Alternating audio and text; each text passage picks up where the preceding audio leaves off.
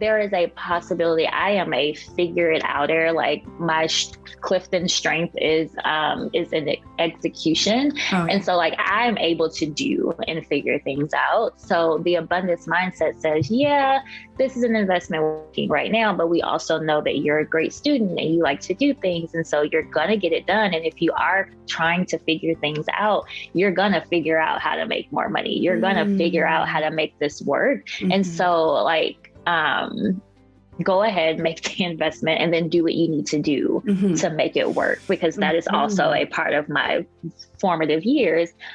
When you don't have a lot and you don't have enough, you make it work. You figure it out.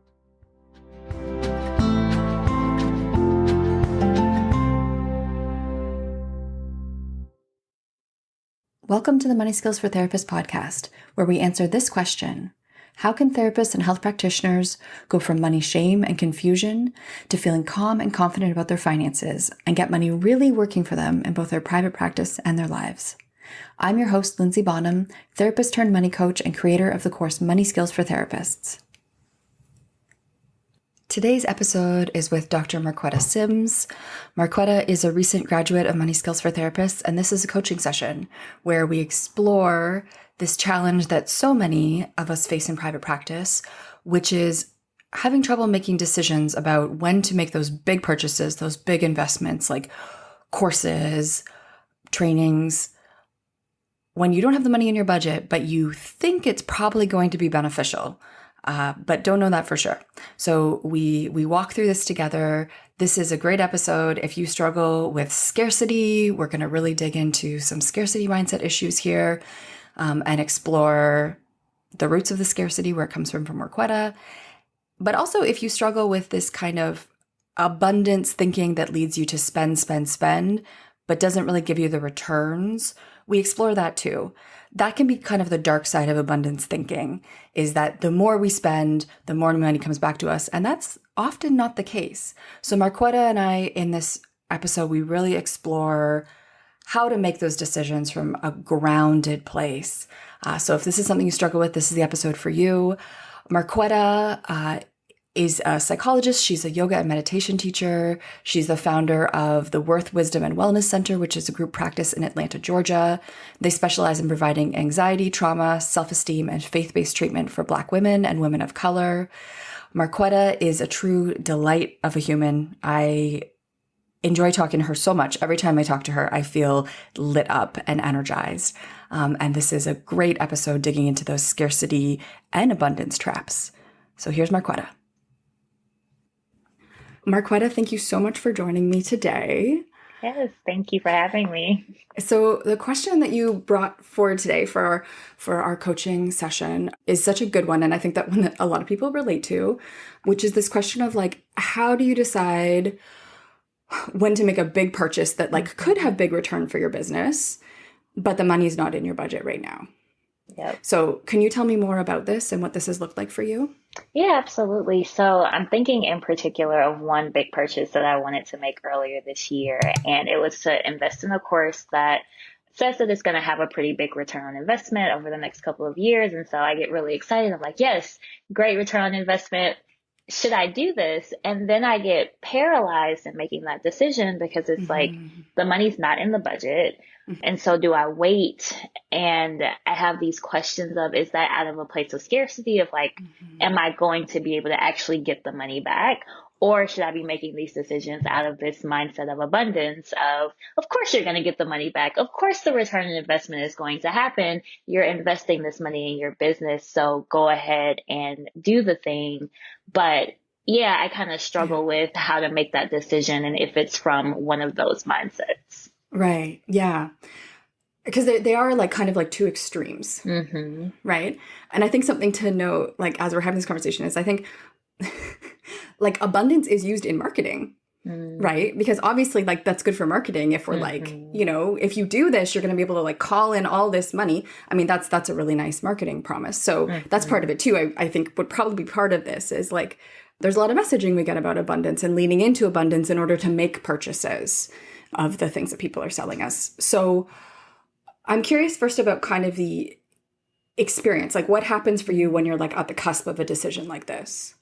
Oh yeah. So this one stands out for me so much because I remember being so super excited about Hmm. it. And when the opportunity presented itself, it's like, oh, this is fun. I've been following this person for a while. I really want to make this investment. And then almost immediately that anxiety comes up of like, Hmm. but we don't have it. And what if and what happens? Like, what do I do if I make this big investment and then it doesn't work out? Like, what happens? So the anxiety kind of comes and overshadows the excitement, Mm-hmm. and then doubt and fear, like all of those things start to spiral after that. And yeah, it's kind of this battle that happens. Yeah, it sounds like, again, two extremes that you're experiencing, right? So Hmm. that second experience, like that anxiety, what if, like, is that a familiar place for you? Oh, for sure. Okay. Okay. Okay. And do you know much about that kind of experience or that part of yourself? Yeah, so I think that it's kind of related to just like my money stories, my financial Yeah. background. Like I don't come from a lot of money. Like Okay. I've had the experience in my family of like our lights getting cut off or not having enough, or even when I got to a place where I could be more financially stable of like loaning family members money when I'm in Hmm. grad school. And so like Hmm. this concept that like the reality is that there could not be more money. And so like me translating those things from my personal life into my business, I think is a really Right. big fear of mine of like, I could lose my business, which again is another extreme, but it Yes. does kind of feel like that of like I've had these significant losses when it comes to finances in the past, or I've had people in my life who experienced these significant losses. And so that Sure. fear of like, you could just repeat these same patterns and then it can impact your business, which impacts my entire life because that is Hmm. my livelihood. Hmm. Yes, sure. Yes. That's where that anxiety comes from. Yeah, yeah. It sounds like there would be like a spiraling down that could happen there Hmm. of playing through. Okay. Hmm. So, like, you had these experiences growing up that sound really awful Hmm. of like insecurity, right? Like financial insecurity and things being taken away. I'm curious, Marquetta, like in your business, have you had those experiences as well? Like, what has your kind of experience in business been like so far? And in business, just to let people listening know, like, Marquetta has her own practice, but she also runs a group practice. Hmm. So far, that hasn't quite been the experience. I Okay. will say that recently, and it was kind of shortly after thinking about this decision with the course. And so I think that this probably also contributed to the anxiety of I paid a lot of money for taxes that I hadn't Mm-hmm. quite prepared for. And so Yes. there was kind of that feeling of like, where is this money going to come from? All at the same time of trying to make this decision about this Yeah. big purchase Okay. too. So Yeah. I think that definitely like that present piece of like, there isn't enough, and a real feeling of like there isn't enough because I Yes. had not done the part that I was supposed to do of putting money Okay. aside for my taxes, um, combined with those past experiences. So yes, in the business for the most part, things have been okay. But right before that decision, there was the tax thing and the dishing out the money related to that. Right. Yeah. Which sounds like that would be activating to like Hmm. not have money there when you need it. Yeah. And then you're trying to make this kind of like growth investment Hmm. at the same time. Okay. Okay. Hmm. So yeah. So I'm hearing like lots of reasons that of course this comes up. And then there's this part of you that's like, hey, this could go really badly because things have gone really badly, you know, Hmm. in your formative years. So I'm curious about the other side of this extreme now and like that more abundance Hmm. thinking. Can you tell me about kind of that side of the experience? Yeah, well, that is a very new side. And Okay. so I think that I really just started stepping into an abundance mindset when it comes to finances like this year. And so this is Yes. all kind of getting my footing. But there's a part of me that really does believe that like I can always make more money. Like there Mm-hmm. is there is a possibility I am a figure it outer. Like my Clifton strength is in execution. And so Okay. like I'm able to do and figure things out. So the abundance mindset says, yeah, this is an investment we're making right now, but we also know that you're a great student and you like to do things. And so you're going to get it done. And if you are trying to figure things out, you're going to figure out how to make more money. You're going to figure out how to Mm. make this work. And Mm-hmm. so like, go ahead, make the investment, and then do what you need to do to Mm-hmm. make it work, because that is also a Mm-hmm. part of my formative years. When you don't have a lot and you don't have enough, you make it work. You Right. figure it out. So I think that Yes. it's that too. Okay. Okay. So, as you're describing this abundance, Marquetta, like what I'm also noticing is it's not like this like vague abundance mindset of just like, manifesting it in a vague Mm-hmm. way. But like what I'm hearing is like, you are a learner, you know how to figure shit out and you know how to like Mm-hmm. implement and make things happen. Mm-hmm. So when you're connected with that part of you, how do you kind of reason through making like a big investment, like the one that you did ultimately make? Yeah, it was exactly that. It was being able to, and I wish that now that we're talking about it, I wish that I would have been more strategic of looking Mm-hmm. at what the actual numbers were. So now I'm in a Mm-hmm. space where I would actually say, okay, if we're going to make this investment, Yes. these are the number of clients that I need to see in order to make this amount of money. I Mm-hmm. didn't do the specifics at that time, but I did say to myself, I am going to make sure that I'm able to make this Mm-hmm. money back. And Mm-hmm. I know that if we are on track for our goals for the year, this is going to come back 2, 3-fold. And so that was and that was one train of thought. And then I think another train of thought that I have in terms of abundance is just like, especially with the pandemic and COVID and all of these things happening, I'm not guaranteed to be here next year. Mm-hmm. Like Mm-hmm. there's no assurance that tomorrow is promised. And Yeah. so for me, sometimes it really is about like, take this leap of faith, do this Mm-hmm. thing now because we don't know what's going to happen. Mm-hmm. And so I think that was another part of my reasoning. It's like, Mm-hmm. who knows where we'll be in a Yeah. year? So I want to Right. do this now because Yeah. I don't know. Yeah. Right.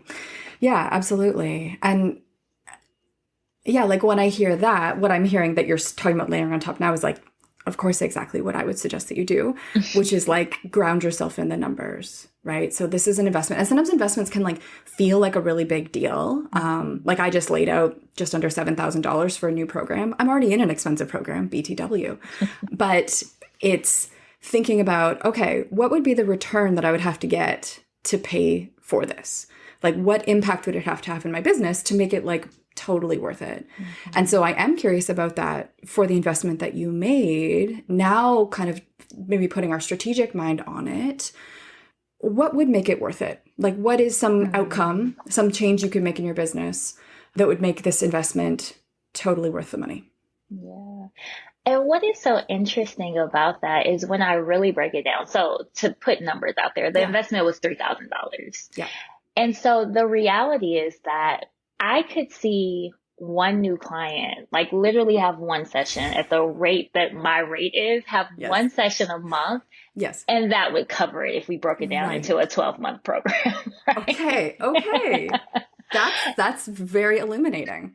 Yeah. Okay. So when I really like, the reality is that yes, I made this large sum of money at one point, Mm-hmm. but it also, like, you could have paid it in monthly installments. Yes. So when I think about what the monthly installments actually were, and I think about like, so this is my rate, I need to see literally not one client a month, but one session with a One client to pay session for with this. one client. Yes. With my clinicians, they would need to see 1 to 2 sessions with a client to be able to Right. pay for it. And so the Okay. reality is that, and I literally had no thought or concept of this when I was making the decision, but the Mm-hmm. reality is that it's not that hard to be Mm-mm. able to recoup the Mm-hmm. funds for it. So Yes. Yes. yeah, And when you come at it with that strategic lens, what do you notice about the decision? it makes it easier to make the decision, and it makes it like Yes. a no-brainer in Yes. some kind of ways. Um, yeah, and it really does make it more just attainable. And I Mm. even think sometimes it's hard to explain to like my loved ones or like my husband, like my the strategic part, because Yeah. it's in there. That strategic part is in the back of my mind somewhere, but I Hmm. usually lead with the abundance part, with the like, Right. Yes. this is going to be fine part. Yes. So even like being able to break that down for myself and break that down for my partner, I think is helpful because it gives Mm. us a lot more sense of security and stability around the decision, as opposed to what can feel very terrifying for people to Mm. be hanging out in abundance. Right. Yes. Yeah, and something that I want to reflect to you that's maybe different than your situation growing up, and I don't know your family story, but thinking about having a business, something that is different is you do have like an income generating machine that you have built, Mm-hmm. right? Mm-hmm. And you've done that by getting trained, in your case, getting a PhD, building a reputation, getting more training, like finding a niche that you thrive in, to the point that you've been able to bring on other clinicians. Like you are standing on a foundation when you've made this investment, right? It's not as though you have nothing and you're investing $3,000 on your credit card for something that is nebulous and you Mm-hmm. don't tend to generally follow through on things, Mm-hmm. right? That would probably be like not a wise investment, but I also wonder how connected you are to that when you're making these decisions, to you're adding something onto this incredible, well, it's a business, to this machine. I keep thinking of the term machine. This is a board game reference, by the way. Mm-hmm. A machine you've already made. You already have all these parts that you've put together to allow you and your clinicians to generate income. If you think about it like that you're adding on, how does that sit with you? So there are two things, if I'm being honest, that come Yeah. up. Yeah. One, it's terrifying Mm. because this business is still so new and so Mm-hmm. scary to me. Mm-hmm. And so there's always this part, and I don't know if it's like scarcity or just like fear that's in the back of my mind of like, but is it gonna work out? Like, is it Mm-hmm. going to keep generating income? Like, are all Yes. of the clients, again, extremes, right? Are all of the clients just gonna disappear? Yes. Not Yes. gonna have any more money All at coming in once. all Mm-hmm. at one time. They're Mm-hmm. all just gonna go away. So there is always that part back there. But the reality is like, it feels very empowering because I am the first person in my family to actually have like a successful income generating machine to this level.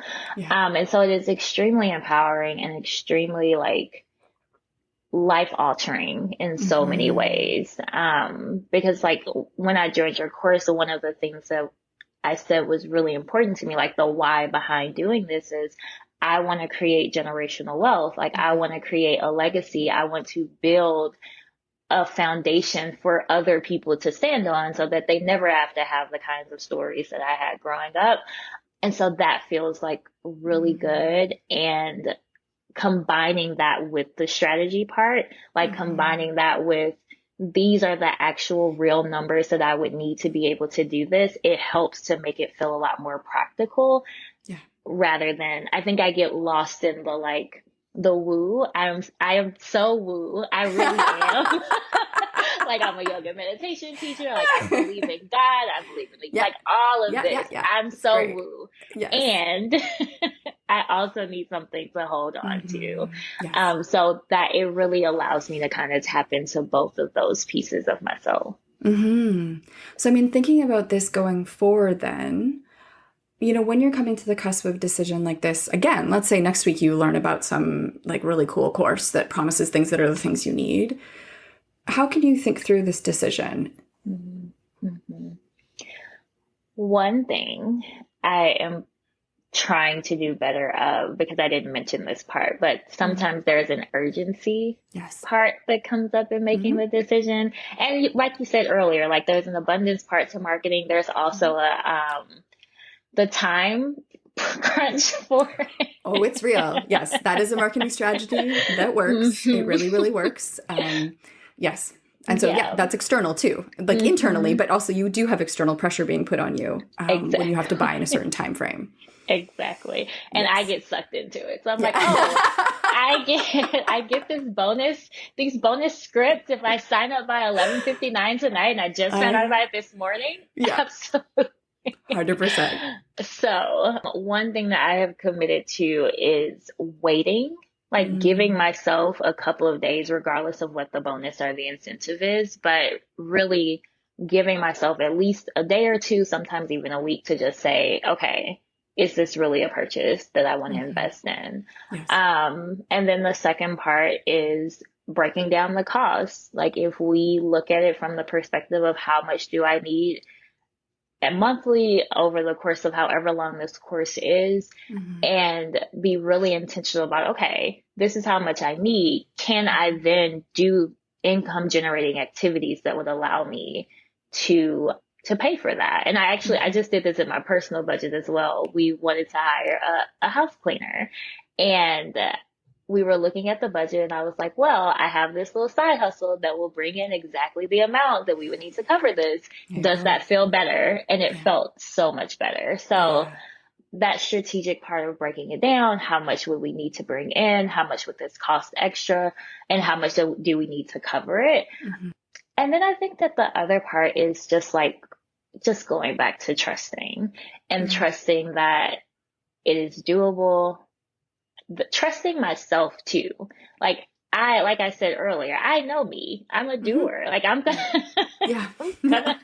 gonna make I something happen. I have noticed that about you. Yes. Yes. I can attest to that. Thank you, Yeah. Lindsay.